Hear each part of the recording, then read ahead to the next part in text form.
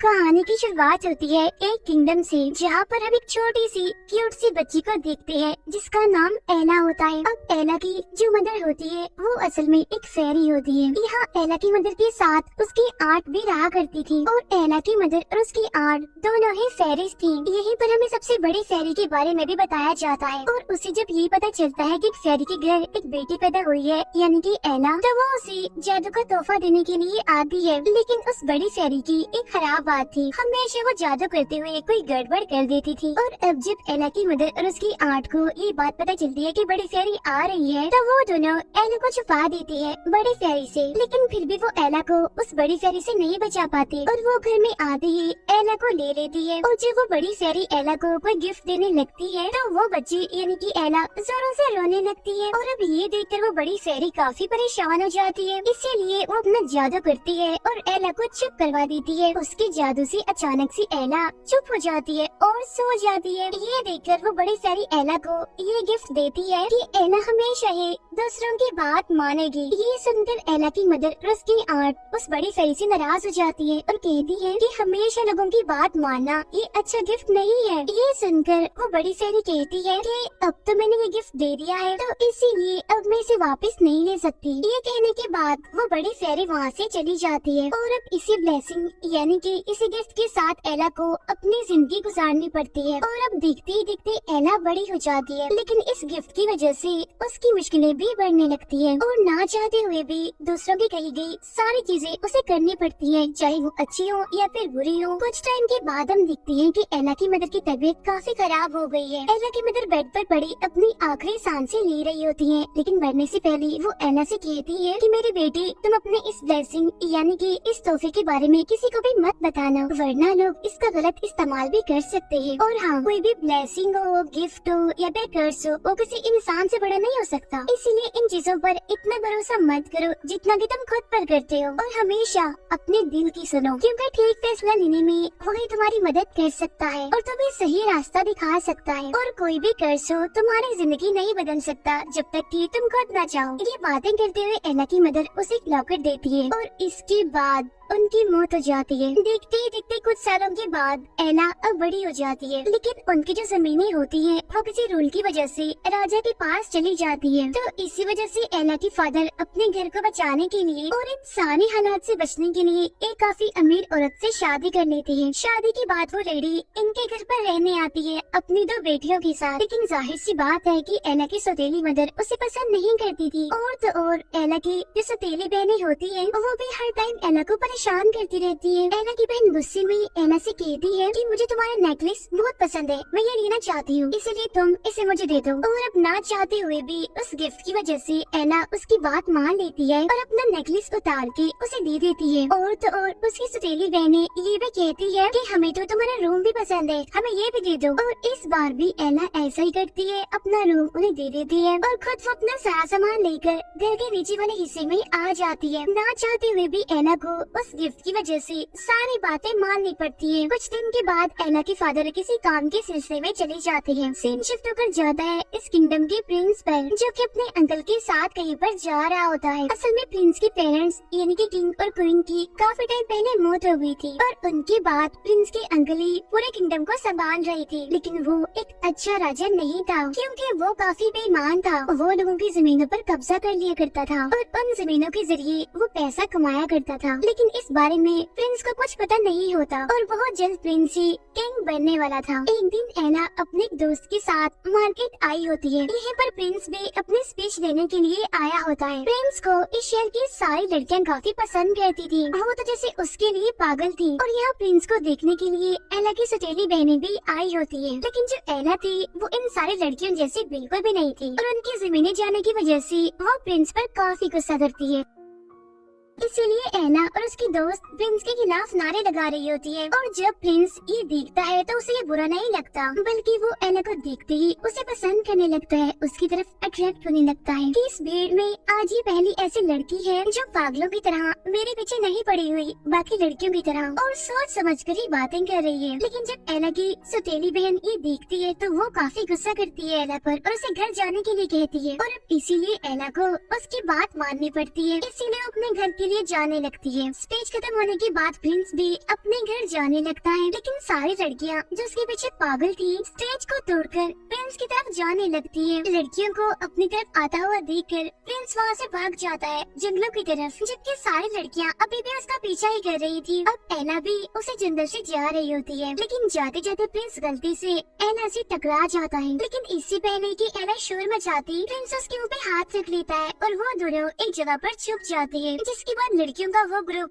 दूसरे साइड पर निकल जाता है। अब इस वजह से एला को काफी गुस्सा आता है और वो वहाँ से जाने लगती है, लेकिन प्रिंस को ये बात पता नहीं होती कि आखिर एला इतना गुस्सा क्यों है। इसीलिए प्रिंस बार बार एला से पूछने की कोशिश करता है कि एला आखिर ऐसी क्या बात है, मुझे बताओ तो सही, तुम इतनी नाराज आखिर क्यों हो। लेकिन एला उसकी किसी भी बात का जवाब नहीं देती और उसे इग्नोर करती है। तब ये देखकर प्रिंस जोर से एला से कहता है रुक जाओ वहीं पर, और अब एला उस गिफ्ट की वजह से वहीं पर ही रुक जाती है प्रिंस की बात मानकर। लेकिन तभी हम देखते हैं कि सामने से एक कैरेज तेजी से आ रहा है और वो अब एला की तरफ से बढ़ रहा था। अब उस गिफ्ट या फिर कहें कि उस कर्ज की वजह से एला अपना कदम भी वहाँ से नहीं हिला पा रही थी। लेकिन इससे पहले कि वो कैरेज एला को हिट करती, और अब ये देखते हुए प्रिंस तेजी से एला की तरफ आता है और वो एला को पकड़ के साइड में आ जाता है। इस तरह से एला की जान बच जाती है। जैसे कैरेज जाता है वो दोनों उठ जाते हैं, लेकिन इससे पहले कि एला कुछ बोलती वहाँ पर उसकी दोनों सौतेली बहनें आ जाती हैं। यहाँ पर एला की बड़ी बहन उससे अपनी छोटी बहन के साथ घर जाने के लिए कहती है और उनको भेजने के बाद खुद वो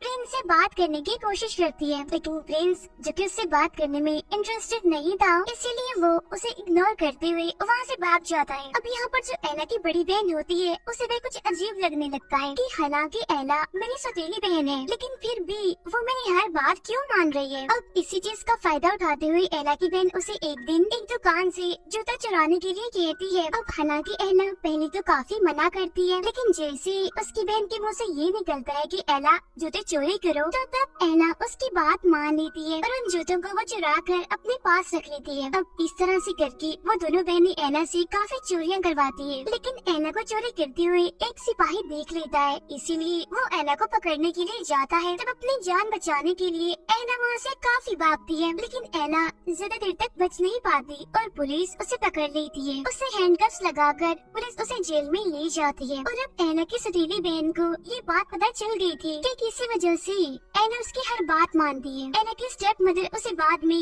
जेल से छुड़ाकर लाती है और जब एला घर होती है तो वो उसे काफी डांटती है, लेकिन सच बताने की बजाय एला की सौतेली बहन जानबूझकर उसके कान में कहती है कि एला तुम कहो कि ये चोरी करने के लिए तुम्हें तुम्हारी दोस्त ने कहा था, ये नहीं जो तुम्हारी बेस्ट फ्रेंड है। अब हालांकि एला ऐसा कहना तो नहीं चाहती थी, लेकिन फिर भी मजबूरन वो अपने दोस्त का नाम ले लेती है, क्योंकि उसने हमेशा ही दूसरों की बात मानी थी। और फिर जब एला की बेस्ट फ्रेंड उससे मिलने के लिए उसके घर पर आती है, तब एला की मदर जबरदस्ती एला को उसे दोस्ती तोड़ने के लिए कहती है। और अब यहाँ पर एला ना चाहते हुए भी अपनी दोस्त का दिल तोड़ती है और कहती है कि अब हमारी दोस्ती नहीं रह सकती, तुम जा सकती हो यहाँ से। अपनी सबसे अच्छी दोस्त को खोने की वजह से एला काफी उदास हो जाती है, लेकिन तभी वहाँ पर एला की आंट आ जाती है और वो एला से कहती है कि बेटा देखो मेरी बात सुनो, तुम्हें किसी भी तरह करके उस बड़ी फेरी को ढूंढना होगा ताकि वही कर्ज जो कि तुम्हें गिफ्ट की सूरत में मिला है वो इसे तोड़ सके। तब ये सुनकर एला उदास होते हुए उसे कहती है कि इस पूरी दुनिया में वो बड़ी फेरी कहाँ पर है, मुझे तो ये भी नहीं पता और मैं उसे कैसे ढूंढूंगी। ये सुनकर एला की आंट उसे किताब लाके दिखाती है। तब ये देखकर एला उनसे पूछती है कि ये कैसी किताब है। तब ये सुनकर एला की आंट उसे बताना शुरू करती है कि असल में कुछ सालों पहले मैं अपने दोस्त पर एक जादू कर रही थी, लेकिन जादू का गलत इस्तेमाल करने की वजह से मेरा वो दोस्त अभी किताब बन गया है और अब इस किताब की मदद से तुम ये जान सकती हो कि आखिर वो बड़ी फेरी कहाँ पर है। इसके बाद एला की आंट का दोस्त यानी कि वो किताबें सर्च करती है कि आखिर वो बड़ी फेरी इस टाइम कहाँ पर है। तब इससे उन्हें ये पता चलता है कि असल में वो बड़ी फेरी जॉइंट पेरी नामी एक जगह पर है। अब उसी दिन एला अपनी आर्ट की मदद से वो घर छोड़ देती है, लेकिन बड़ी फेरी को ढूंढने के लिए वो अपने पास उसी किताब को भी रख लेती है। असल में वो किताब बिल्कुल एक मैप की तरह ही काम करती थी और वो किताब हमें ये बता सकती थी कि इस टाइम दुनिया का कौन कौन सा इंसान कहाँ कहाँ पर है। और इसी को फॉलो करते हुए एला बिल्कुल ठीक रास्तों पर जा रही होती है, लेकिन जब एला जंगल से गुजर रही होती है तो उसे किसी की चिल्लाने की आवाजें सुनाई देने लगती है। ये आवाज असल में एक एल्फ की होती है, जिसे दरअसल कुछ लोगों ने बांधा होता है और वो लोग उसे परेशान कर रहे थे। तो वहाँ पर आकर एला उन पर गुस्सा करने लगती है और कहती है कि तुम लोगों ने इसे क्यों बांधा हुआ है, छोड़ो इसे, आजाद करो। तो वो लड़के एला का मजाक बनाते हैं और उसे कहते हैं, लो देख लो, ये लड़की हमारी टांग तोड़ने वाली है। लेकिन उस गिफ्ट की वजह से एला सच में यहाँ पर ऐसा ही करती है और एक एक करके उन सबकी टांगे तोड़ने लगती है। वो उन सबको काफी मारती है और उस एल्फ को आजाद कर लेती है। अब यहाँ पर वो एल्फ अपनी कहानी बताने लगता है। वो बताता है कि दुनिया में लोग एल्फ को ऐसे जानते हैं कि एल्फ लोगों को एंटरटेन करते हैं और एल्फ सिर्फ गाना बजाना और डांस कर सकते हैं। लेकिन असल में मैं एक लॉयर बनना चाहता था। लेकिन मुसीबत की बात तो ये है कि इस किंगडम में सिर्फ इंसान ही लॉयर बन सकते हैं। वो कहता है कि इस बारे में मैं काफी अपसेट हूँ और बहुत जल्द मैं इस बारे में प्रिंस से बात भी करूँगा। यहाँ पर एला भी उसे अपने बारे में बताती है और कहती है कि मैं भी जायंट वैली में जा रही हूँ और मैं वहाँ किसी चीज को ढूंढने जा रही हूँ किसी मकसद के लिए। तब यह सुनकर वो एल्फ उसे कहता है, लेकिन तुम अकेली वहाँ पर नहीं जा सकती क्योंकि वहाँ पर खतरा हो सकता है और तुम चाहो तो मुझे अपने साथ लेकर जा सकती हो। और इसके बाद वो दोनों एक साथ ही आगे बढ़ने लगते हैं। यहाँ सबसे पहले वो एल्फ एला को अपने गाँव लेकर जाता है और यहाँ ये दोनों रात को डिनर करते हैं। इसके बाद हम उधर किंगडम का सीन देखते हैं जहाँ पर प्रिंस बहुत जल्द राजा बनने वाले थे, इसीलिए उनकी ताजपोशी के फंक्शन का इनविटेशन पूरे शहर को दिया जाता है और उसी दिन प्रिंस की शादी भी होने वाली है, जिसमें कि वो पूरे शहर से एक लड़की को चूज करने वाले थे। अब एला के घर पर जो इनविटेशन कार्ड आया था वो असल में एला के लिए ही था और जब एला की आर्ट उस कार्ड को देख रही होती है तो तभी वहाँ पर एला की सौतेली मदर आ जाती है और लेटर को छीनकर खुद और अपनी बेटियों को लेकर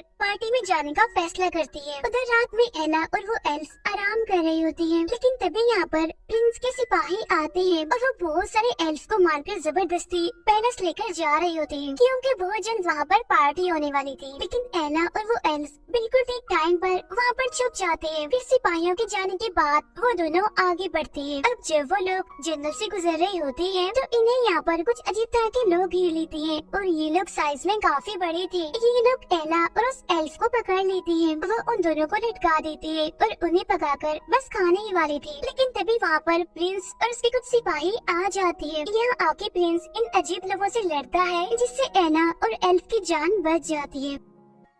असल में ये अजीब लोग वही होते हैं जिसने काफी सालों पहले प्रिंस के पेरेंट्स को मारा था। अब हालांकि प्रिंस को इन लोगों पर काफी गुस्सा था, लेकिन इसके बावजूद भी वो इन लोगों को नहीं मारता, बल्कि वो उन्हें सुधरने के लिए एक आखिरी मौका देता है और वहाँ से जाने के लिए कहता है। अब ये देखकर एला को काफी हैरानी होती है। इसके बाद प्रिंस एला से कहता है कि तुम यहाँ पर क्या कर रही हो, क्या तुम कहीं पर जा रही हो और अगर जा रही हो तो कहाँ पर। तब एला उसे बताती है कि असल में मैं अपनी फेरी गॉड मदर को ढूंढने के लिए जा रही हूँ कि एक वैली में है और उस वैली का नाम है जायंट वैली। तब ये सुनकर प्रिंस एला से कहता है कि मैं भी तुम्हारी मदद करने के लिए तुम्हारे साथ जायंट वैली जाना चाहता हूँ। अब हालांकि एला प्रिंस को अपने साथ ले जाना तो नहीं चाहते, लेकिन उस एल्फ के कहने पर एला को प्रिंस की बात माननी पड़ती है। जी हाँ, प्रिंस अपने सिपाहियों के साथ इन्हें जायंट वैली छोड़ने के लिए जाते हैं, जहाँ पर ये सारे लोग ही एक साथ सफर करते हैं। अब रास्ते में मौका देखकर वो एल्फ प्रिंस से कहता है कि प्रिंस मैं आपसे कुछ कहना चाहता हूँ। असल में मैं एक लॉयर बनना चाहता हूँ, न कि बाकी एल्फ की तरह एंटरटेनर। लेकिन किसी रोल की वजह से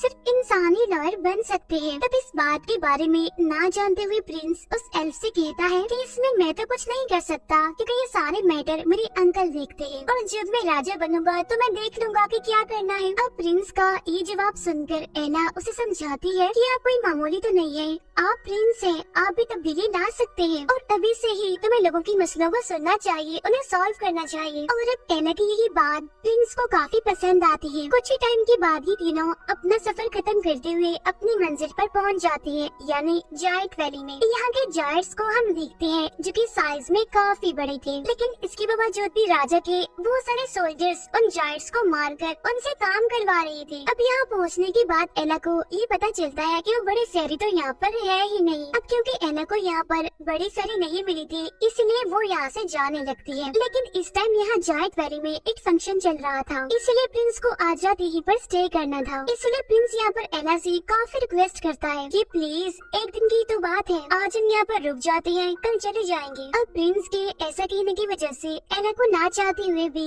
यहाँ रुकना पड़ता है। यहाँ पर जायंट्स का किंग और प्रिंस आपस में बातें कर रहे होते हैं और जितनी भी यहाँ पर प्रॉब्लम्स होती है वो उनको सॉल्व कर लेती है। ये देखकर एला को दोबारा से प्रिंस पर यकीन होने लगता है। यहाँ वो इस फंक्शन में काफी एंजॉय कर रहे होते हैं और अब यहाँ एला को भी प्रिंस पसंद आने लगता है, इसलिए वो दोनों यहाँ पर डांस कर रहे होते हैं। एला यहाँ पर प्रिंस से कहती है कि मैं अपनी गॉड मदर यानी कि बड़ी फेरी को काफी टाइम से ढूंढ रही हूँ और उन्हें ढूंढते हुए मैं यहाँ तक आ गई। ये सुनकर प्रिंस उससे कहता है कि मैं तुम्हारी मदद कर सकता हूँ। असल में मेरे किंगडम में सभी लोगों के रिकॉर्ड्स हैं और वहीं से हमें बड़ी फेरी के घर का पता मिल सकता है। और अब ये सुनकर एला को काफी खुशी होती है और फिर अगली ही सुबह ये लोग अपने किंगडम वापस आने के लिए निकलते हैं। यहाँ आने के बाद प्रिंस एला को अपने महल लेकर आता है। यहाँ इस टाइम महल में एला की सौतेली माँ और उसकी सौतेली बहनें भी होती हैं। यहाँ पर प्रिंस एला को उस रूम में लेकर आती है जहाँ पर सभी लोगों के रिकॉर्ड्स थे। यहाँ पर आने के बाद एला बड़ी फेरी के बारे में पता लगवाने की कोशिश करने लगती है। ताजपोशी से पहले प्रिंस अपने अंकल से मिलने आती है और उनसे कहती है कि मुझे एला बहुत पसंद है और मैं उसी से ही शादी करूँगा। लेकिन प्रिंस के अंकल ये सुनकर जरा खुश नहीं होते क्योंकि वो खुद ही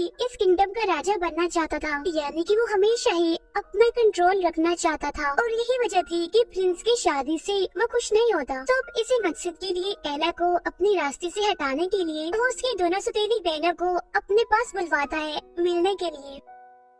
यहाँ पर प्रिंस का अंकल एला की बड़ी बहन से एक डील करता है कि मैं तुम्हारी शादी प्रिंस से करवा दूंगा, लेकिन इससे पहले तुम दोनों को मिलकर एला को मेरे रास्ते से हटाना है। तब ये सुनकर एला की बड़ी बहन कहती है ये तो बड़ी आसान बात है क्योंकि एला के ऊपर किसी किस्म का जादू है जिसकी वजह से आप जो भी उसे कहेंगे वो आपकी हर बात मान लेगी। तब ये सुनकर प्रिंस के अंकल उस रूम में जाते हैं जहाँ पर एला थी। यहाँ आकर वो एला से कहता है कि जब प्रिंस तुम्हें शादी के लिए प्रपोज करेगा तो तब तुम्हें इस नाइफ से प्रिंस को मारना होगा। ये कहते हुए वो एला को एक नाइफ भी देता है और अब इस नाइफ को ना चाहते हुए भी एला अपने पास रख लेती है क्योंकि उस कर्ज की वजह से वो उसका ऑर्डर मानेगी। लेकिन जब एला वहाँ से जाने लगती है तो प्रिंस का अंकल उसे कहता है कि मेरी एक बात सुनो, इस बारे में तुम किसी को कुछ भी नहीं बताओगी, यानी कि तुम इस बात को सीक्रेट रखोगी। और अब इस वजह से भी वो इस बारे में किसी को भी नहीं बता पाती। अब क्योंकि वो अपने हाथों से ही प्रिंस को मारना नहीं चाहती थी, इसलिए वो महल से काफी दूर आ जाती है और वो खुद को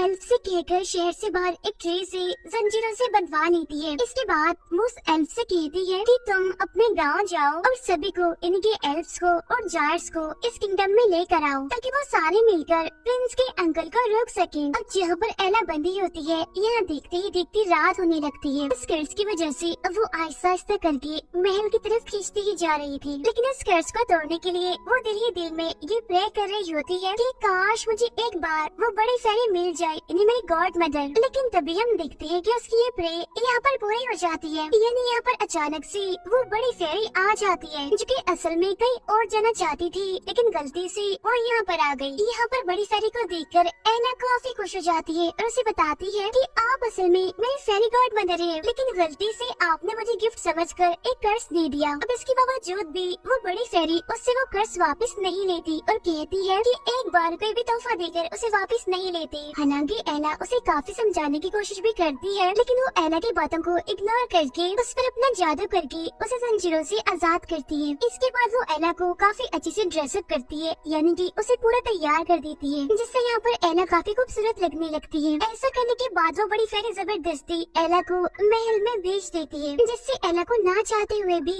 महल आना पड़ता है। और यहाँ एला को अपने सामने पाकर प्रिंस काफी खुश हो जाता है और उसे एक काफी खूबसूरत जगह पर ले जाकर प्रपोज करने ही वाला होता है। लेकिन प्रिंस के अंकल के ऑर्डर के मुताबिक एला प्रिंस को मारने के लिए अपना चाकू निकालती है, लेकिन एला यहाँ पर प्रिंस को मारने से खुद को रोकने की काफी कोशिश कर रही थी। लेकिन तभी उसे यहाँ पर अपने मदर के आखिरी वर्ड्स याद आते हैं जो कि मरने से पहले उन्होंने एला को कहे थे कि कोई भी कर्ज हो वो इंसान से बढ़कर नहीं हो सकता और हमेशा अपने दिल की सुनो क्योंकि दिल ही तुम्हें सही रास्ता दिखा सकता है। और अब देखते ही देखते एला उस चाकू को जमीन पर गिरा देती है, लेकिन शीशे की मदद से प्रिंस उसके हाथ में वो चाकू देख लेता है, इसीलिए वो एला को गलत समझने लगता है। इसीलिए वो अपने सिपाहियों को बुलवाता है और एला को बंद करवा देता है। उधर वो एल्फ अपने एल्फ साथियों और जायंट्स को लेकर महल में घुस जाता है। लेकिन जैसा कि उसे एला ने करने को कहा था, यहाँ आने के बाद वो एला को भी कैद से आजाद करता है। यहाँ पर एला उसके ताप की मदद से प्रिंस के अंकल को ताज में जहर डालते हुए देखती है, ताकि जैसे प्रिंस इस जहर वाली क्राउन को पहने तो पैरालाइज हो जाए। ये देखकर एला प्रिंस को बचाने के लिए उस जगह पर आ जाती है जहाँ पर ताजपोशी होने वाली थी। यहाँ पर वो चिल्लाते हुए सबको